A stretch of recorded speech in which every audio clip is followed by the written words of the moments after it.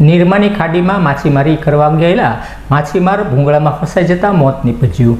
કરચલિયાપરાના પોપટનગર વિસ્તારમાં રહેતા અશોકભાઈ ગોવિંદભાઈ સરવૈયા નિર્માની ખાડીમાં માછીમારી કરવા ગયા હતા ત્યારે પાણીના પ્રવાહના કારણે ભૂંગળામાં ફસાઈ જતા તેમનું મોત નીપજ્યું હતું, જેની જાણ પોલીસને કરવામાં આવતા પોલીસે મૃતદેહને પીએમ અર્થે ખસેડી જરૂરી કાર્યવાહી હાથ ધરી હતી।